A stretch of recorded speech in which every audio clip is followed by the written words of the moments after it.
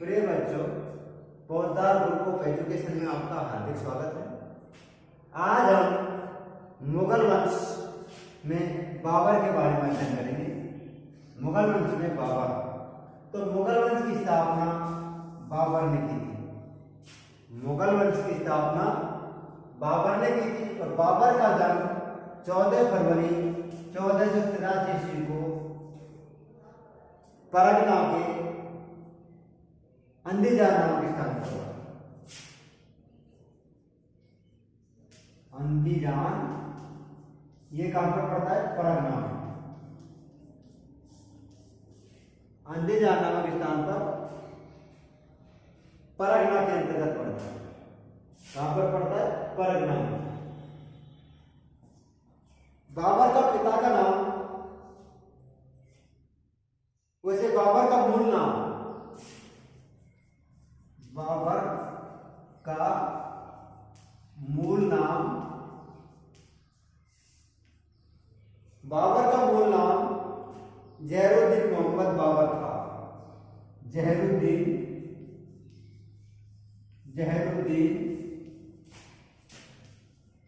मोहम्मद बाबर। बाबर का मूल नाम जहरुद्दीन मोहम्मद बाबर था। इसके पिता का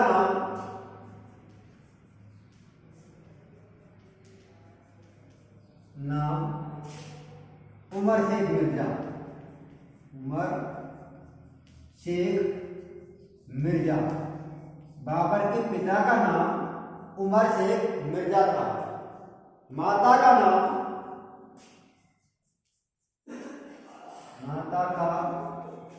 नाम कितलू निगार खानम। माता का नाम कितलू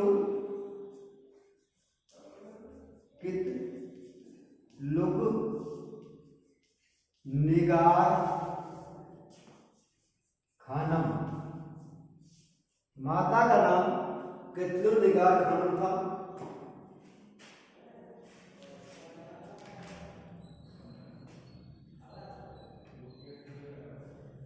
यह पितृपक्ष की ओर से, पितृपक्ष की ओर से बाबर तैमूर था। पितृपक्ष की ओर से, पितृपक्ष की ओर से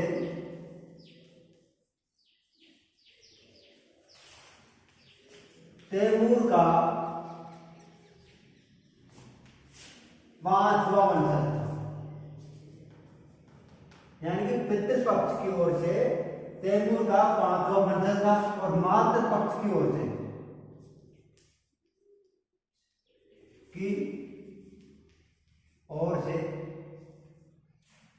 मातृपक्ष की ओर से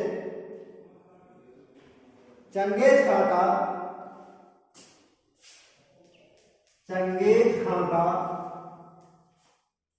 14वां वंशज था। यानी कि पितृपक्ष की ओर से 5वां वंशज था और मातृपक्ष की ओर से 14वां वंशज। यानी कि बाबर के अंतर्गत तैमूर और चंगेज खान दोनों के खून का सम्मिश्रण था।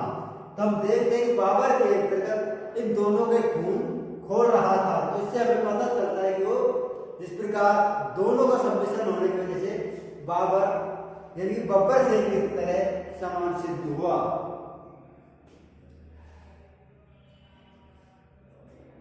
चौदह सौ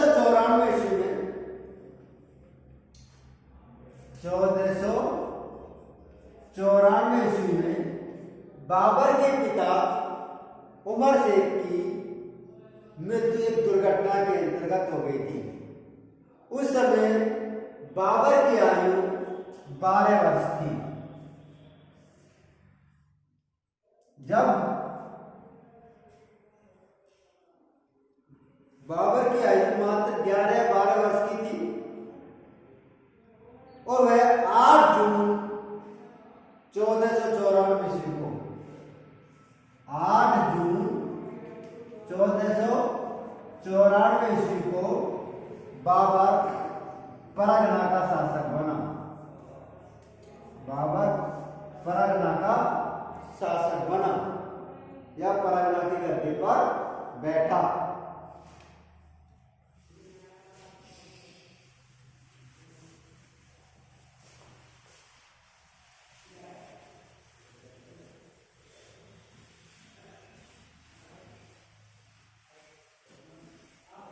इसके बाद परगना के शासक के रूप में, परगना के शासक के रूप में, यानी जब परगना का शासक बना उस समय उसकी स्थिति कैसी थी? अपने पिता की मृत्यु के पश्चात बाबर 1494 ईस्वी में परगना का शासक बना। जिस समय वह गद्दी पर बैठा उस समय उसके समक्ष अनेक कठिनाइयां या विद्रोह का सामना करना पड़ा। उनमें उसके चाचा यानी बाबर के चाचा अहमद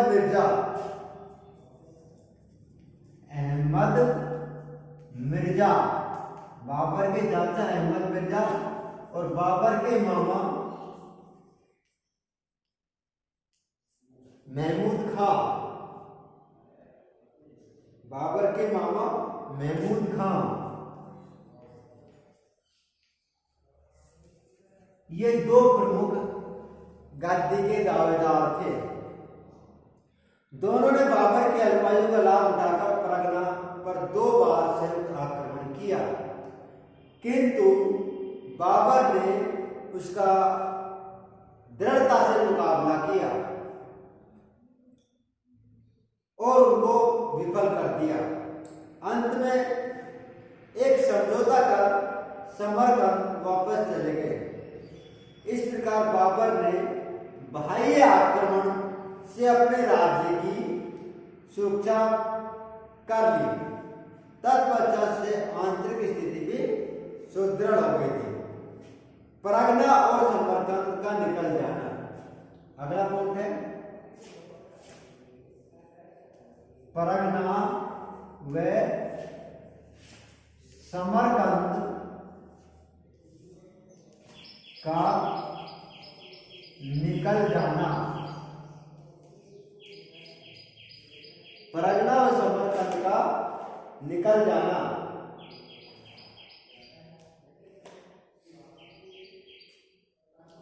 बाबर महत्वाकांक्षी शासक था। परगना ने अपनी स्थिति को सुदृढ़ करने में तैमूर की राजधानी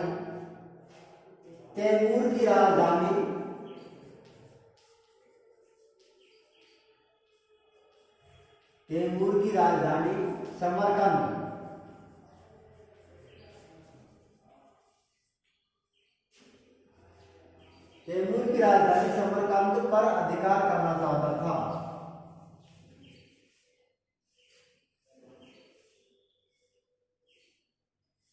जो उसके चाचा अहमद मिर्जा के अधिकार में था, समरकंद को जीतने का बाबर के 2 उद्देश्य थे। पहला, समरकंद परगना की सीमा के निकट था, यानी कि इसके 2 उद्देश्य थे। पहला, समरकंद परगना के निकट था, यानी कि जो समरकंद था जो परगना के निकट था। दूसरा, समरकंद 140 वर्षों तक तैमूरों की राजधानी रहा। समरकंद 140 वर्षों तक तैमूर की राजधानी रहा। इस प्रकार इस पर अधिकार के बाद बाबर की प्रतिष्ठा में वृद्धि होती। समरकंद के विषय में स्वयं बाबर ने लिखा है,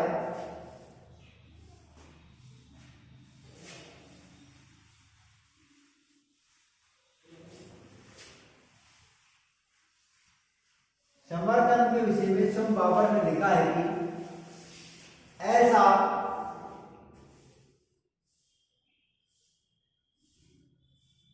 मनुष्य के रहने लायक दुनिया में किसी भी हिस्से में समरकंद जैसा आनंददायक कोई शहर नहीं है। यानी कि मनुष्य के रहने के लिए बाबर ने अपनी आत्मकथा में लिखा है कि मनुष्य के रहने के लिए दुनिया में ऐसा कोई शहर नहीं जो समरकंद जैसा हो। बाबर 2 बार समरकंद पर आक्रमण किया। बाबर ने 2 बार समरकंद पर आक्रमण किया। पहला आक्रमण 1496 में किया था। 1496 में किया पहला आक्रमण।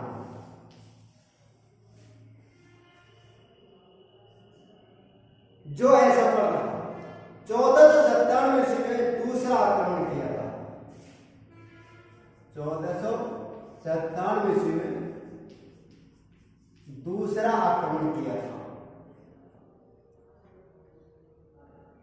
तथा 7 माह के कठोर घेराबंदी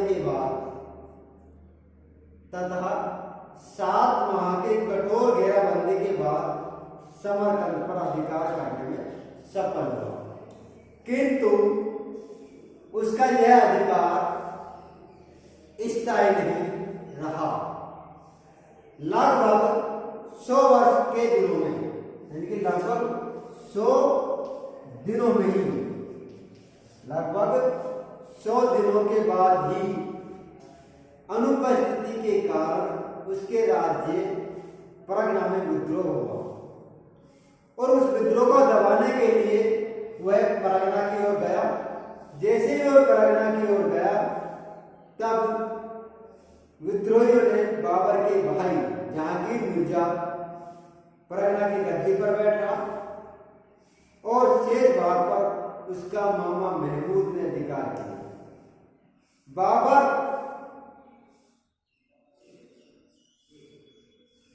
जैसे ही परगना पहुंचा तो परगना में उनका अधिकार होगा, समरकंद भी उसके अधिकार से, क्योंकि वहां विद्रोह करके विद्रोहियों ने समरकंद को भी अपने अधिकार के अंतर्गत कर लिया। बाबर पुनः समरकंद के लिए लौटा, किंतु उज्बेक सरदार शेरवानी खान ने समरकंद पर अधिकार कर लिया। उज्बेक सरदार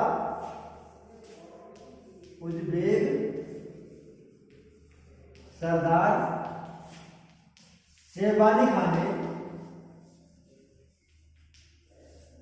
समरकंद पर अधिकार कर लिया। कहां पर?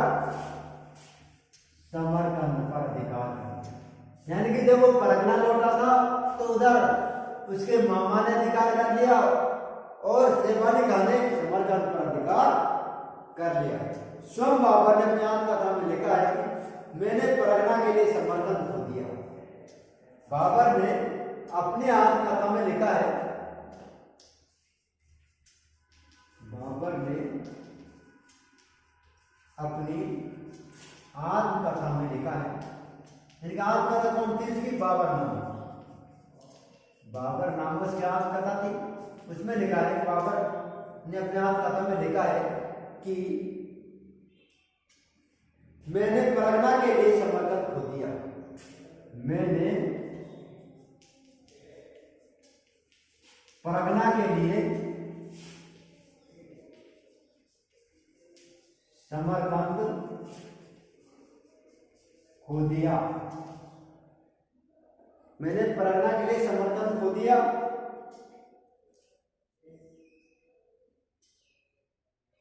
और परगना भी मेरे हाथ से निकल गया। परगना भी मेरे हाथ से निकल गया। यानी कि बाबर नामा ने कहा है कि मैंने परगना, समरकंद के लिए परगना खो दिया। मैंने परगना के लिए समरकंद खो दिया और परगना भी मेरे हाथ से निकल गया। यानी कि उसके हाथ से दोनों ही, परगना भी निकल गया और समरकंद भी निकल गया। निर्वासन। अगला पॉइंट है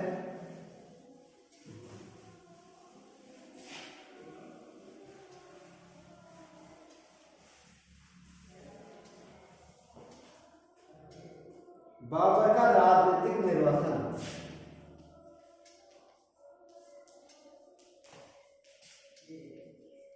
राजनीतिक निर्वासन, बाबर का राजनीतिक निर्वासन। समरकंद और परगना दोनों छिन जाने के बाद बाबर की स्थिति बेघर प्रवासी जैसी हो गई। धोबी का कुत्ता घर का रान घाट का। अब उसका अधिकार में केवल खोजन नामक एक छोटी सी फाड़ी है। अब उसके अधिकार में खोजंत नामक एक छोटी सी पहाड़ी थी। समरकंद खोजंत नामक एक छोटी सी पहाड़ी थी। बाबर चुपचाप बैठने वाला व्यक्ति नहीं था। शासन करने की आकांक्षा और जीतने की इच्छा से प्रेरित होकर वह पुनः तैयार हुआ। 1499 ईस्वी में परगना पर पुनः अधिकार कर दिया, यानी कि 1499 ईस्वी में उसने परगना पर पुनः अधिकार कर दिया था। किंतु इस बार भी भाग्य ने पूरी तरह बाबर का साथ नहीं दिया। फर्ज 15 ईस्वी में परगना उसके हाथों से निकल गया, यानी कि 1499 जीता, फिर 1500 ईस्वी में फिर परगना उसके अधिकार से निकल गया।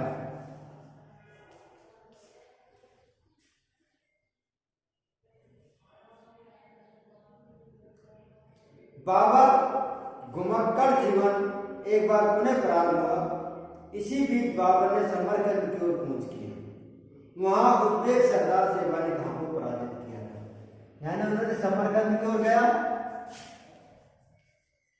और समरकंद का जो शासक था शेबानी खां, उज्बेक सरदार था। उज्बेक सरदार को पराजित करके उन्होंने फिर समरकंद पर अधिकार कर लिया।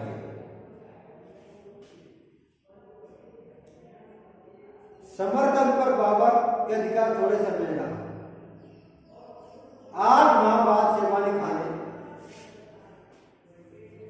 8 माह बाद फिर शेबानी खां ने एक विशाल सेना लेकर समरकंद पर आक्रमण कर दिया। 1502 ईस्वी में सरायपुर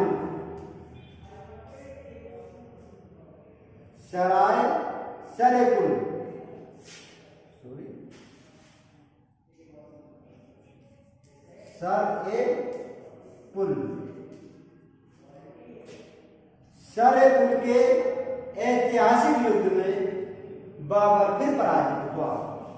सरेपुल के ऐतिहासिक युद्ध में यह फिर पराजित हुए। 1502 ईस्वी में सरेपुल का युद्ध हुआ था और इस युद्ध में बाबर फिर पराजित हुआ।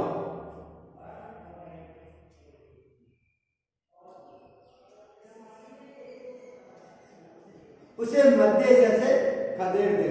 इसी युद्ध में शेबानी खां बाबर के विरुद्ध उज्बेकों की युद्ध नीति यानी कि तुलगमा पद्धति का प्रयोग किया था। शेबानी खां ने इस युद्ध में तुलगमा पद्धति का प्रयोग किया था।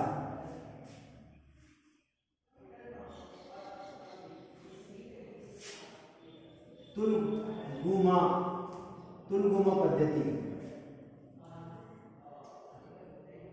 बाबर एक बार पुनः 3 वर्षों तक तथा 1502 से 1504 तक निर्वासित और हारे हुए ज्वारे की भांति इधर उधर भटकता रहा। भटकते भटकते पहली बार भारत और उसकी अपार संपदा के बारे में एक बुढ़िया से जानकारी प्राप्त हुई। अतः उसने काबुल की ओर अपना ध्यान आकर्षित किया। यानी कि जब वो यहाँ पर जीत नहीं सका तब उन्होंने काबुल की ओर ध्यान दिया। अब है अपना काबुल पर अधिकार, यानी कि उस पर जब विजय प्राप्त नहीं कर पाया, अब उन्होंने काबुल की ओर ध्यान दिया, यानी काबुल को जीतना चाहता था।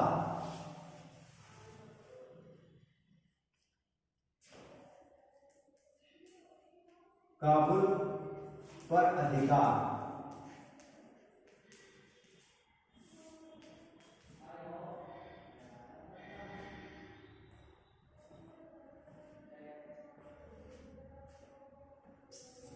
काबुल का जो अधिकार है वो अपन अगली वीडियो के अंतर्गत करवा देंगे।